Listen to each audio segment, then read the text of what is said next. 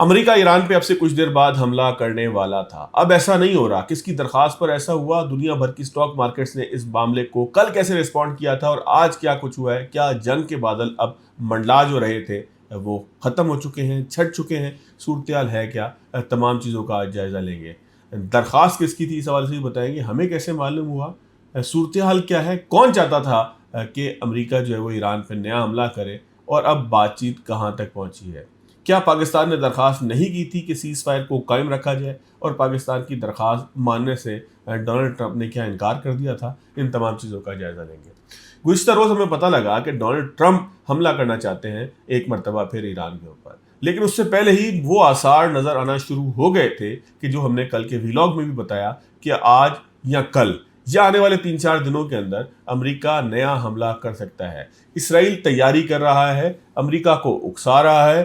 Trump جو ہے وہ وار روم میں گئے، سچویشن روم میں گئے، صورتحال کا جائزہ لیا، حملے کی تیاری کے حوالے سے معلومات کی اور حملے کا حکم بھی دے دیا۔ ایران پہ نئے حملے کی تیاری ہو رہی ہے۔ حملہ کب ہوگا، کیسے ہوگا، اس کی نوعیت کیا ہوگی؟ ٹرمپ وار روم کیوں گئے؟ انہوں نے کہا کہ ایران کے لیے گھڑیاں کم رہ گئی ہیں، گھڑی ٹک ٹک کر رہی ہے، انہیں چاہیے، ایران کو چاہیے کہ جتنا جلدی ہو سکے ڈیل کر لے، ورنہ کچھ باقی نہیں بچے گا۔ اب منگل کے روز ایک مرتبہ پھر وائٹ ہاؤس کے اندر ایک بڑی بیٹھک ہوگی جس میں ڈیسائیڈ ہوگا کہ اگر حملہ کرنا ہے تو وہ کس طرح کا ہوگا، کتنا شدید ہوگا، اس کی نوعیت کیا ہوگی۔ لیکن پہلے یہ جانتے ہیں کہ آخر یہ حملہ رکا کیسے۔ کوئی ہوا کچھ یوں کہ گزشتہ روز ٹرمپ نے اپنی ٹروتھ سوشل کی پوسٹ میں بتایا، اور جب ٹرمپ ٹروتھ سوشل کی پوسٹ کرتے ہیں یا وائٹ ہاؤس میں گفتگو کرتے ہیں تو اس وقت پاکستان میں رات کا وقت ہوتا ہے، اس لیے بہت سارے صارفین یا بہت سارے ناظرین جو ہیں ان تمام چیزوں سے لمحہ بلمحہ آگاہ نہیں ہوتے، کیونکہ آپ خواب خرگوش کے مزے لے رہے ہوتے ہیں۔ حقیقت یہ تھی کہ گزشتہ رات بہت ہی ٹینس قسم کی تھی۔ ایران پہ نئے حملے کا 100% ایک چانس تھا، ایک پورا پلان موجود تھا۔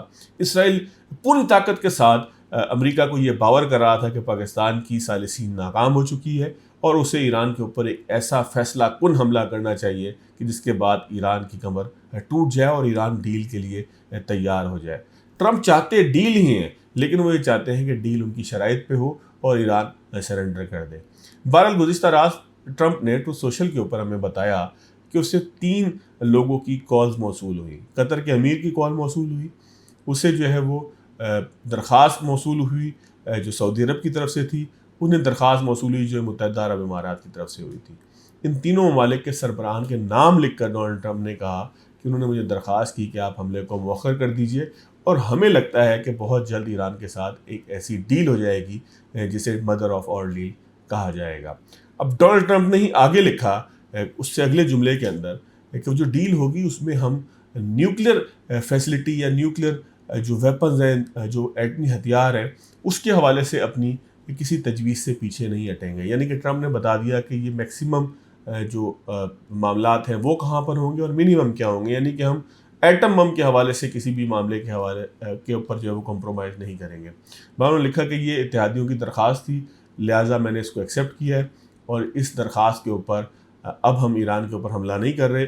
لیکن میں اپنے وزیر جنگ کو، جو پہلے وزیر دفاع ہوا کرتے تھے، ٹرمپ نے آ کے ان کا نام تبدیل کیا اور کہا کہ دفاع کیا ہوتا ہے، ہم تو جنگ کرنے کے لیے جائیں گے، ہم تو ایگریشن جو ہے وہ اس کو قبول کریں گے، ہم دفاع کیوں کریں گے کسی چیز میں؟ تو انہوں نے اپنی وزارت کا نام چینج کر دیا تھا۔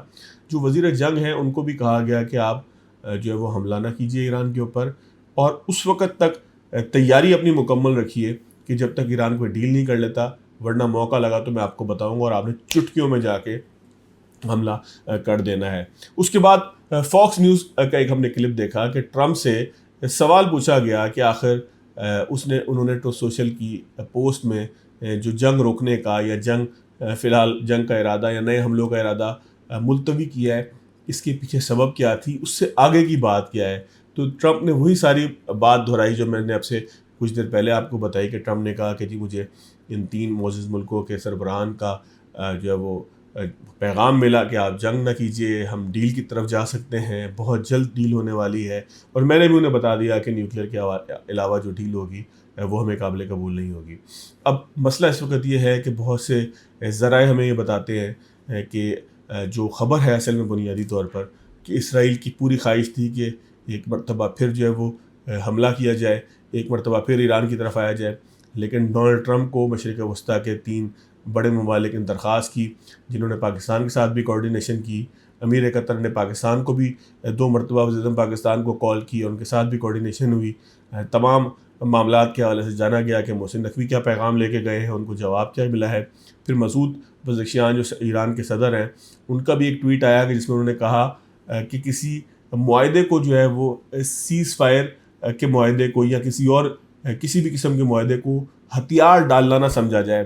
یہ بھی جو ہے وہ ایک میسیجنگ تھی کہ کسی نہ کسی ڈیل کی طرف ہم لوگ جا رہے ہیں، اور کسی ڈیل کا مقصد یہ نہیں ہوتا کہ آپ جو ہے وہ ہتھیار ڈالنا اس کو سمجھیں. ڈیل طریقہ ہوتا ہے ایک دنیا میں آگے چلنے کا کہ کبھی آپ پیچھے ہٹتے ہیں، کبھی آپ آگے کی طرف جاتے ہیں. بہرحال اگر بیک ٹو ٹاپک ذرا جائزہ لیں تو اسرائیل کی پوری خواہش تھی کہ امریکہ دوبارہ حملہ کرے.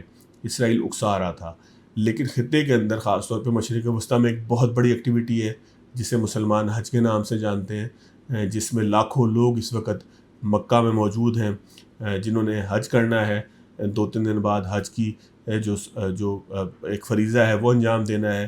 تو اتنے بڑے پیمانے پہ مسلمانوں کا مکہ میں موجود ہونا، اس وقت کوئی ہنگامہ ہو جانا، فلائٹوں میں کوئی پرابلم ہو جانا، یہ بہرحال خطے کے لیے ایک بہت بڑے بوجھ کا سبب ہوتا. تو کوئی یہ نہیں چاہتا کہ جو ہے وہ دوران حج کوئی خون خرابہ ہو، خاص طور پہ اس حرمت کے مہینے کے اندر کوئی خون خرابہ ہو. اور خاص طور پر مسلمان تو خطے کے نہیں چاہتے کہ کوئی اس معاملے کے اندر خون خرابہ ہو. لیکن ظاہر ہے کہ اسرائیل کی خواہش تھی کہ بے شک مقدس مہینہ ہے، جو بھی مہینہ ہے، خون خرابہ ہونا چاہیے. ڈونلڈ ٹرمپ کو یہ بھی سمجھایا گیا کہ حج کی وجہ سے بہت بڑے پیمانے پہ نقل و حرکت موجود ہے خطے کے اندر، لوگوں کی جانوں کا خطرہ ہو سکتا ہے، کوئی ہنگامہ اس موقع پہ ہو سکتا ہے، تو لہٰذا یہ نہ کیجیے گا.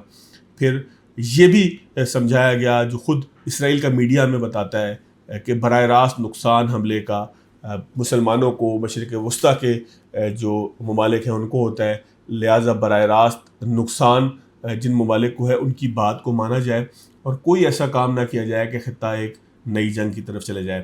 اب میں نے آپ سے پہلے کہا تھا کہ اسٹاک مارکیٹس کا میں آپ کو جو عمل ہے، رد عمل ہے، وہ آپ کو بتاؤں گا. گزشتہ روز جس طرح سے ہم نے پہلے بھی بتایا کہ حملے کی حوالے سے بار بار ہمارے پاس بھی خبر آ رہی تھی کہ حملہ ہونے والا ہے، تو پاکستان کی اسٹاک مارکیٹ بھی تیزی کے ساتھ جو ہے وہ نیچے کی طرف گئی تھی. اور آج جب یہ معلوم ہوا کہ ڈونلڈ ٹرمپ حملے کو فی الحال التوا کی طرف لے کے گئے ہیں، تو اسٹاک مارکیٹ ایک پازیٹیو رجحان کی طرف جو ہے وہ جاتی دکھائی دی. اس کے ساتھ ساتھ ایران کی جو اسٹاک مارکیٹ ہے، تقریباً 80 سے زیادہ دن ہو گئے تھے وہ بند تھی.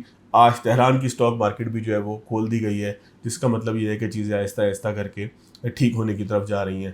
بہرحال اس وقت صورتحال یہ ہے کہ جب حج ختم ہوگا، میں نے آپ کو بتایا کہ سب سے بڑی وجہ یہ ہے کہ اس وقت خطے کے اندر حج ہے، اور ایران سمیت کوئی بھی مسلمان ملک یہ نہیں چاہتا کہ اس موقع پہ حرمت والے مہینے کے اندر کوئی ایسا کام ہو کہ جو خون خرابے کا سبب ہو یا آس پاس کے کسی علاقے کے اندر خون خرابہ ہو.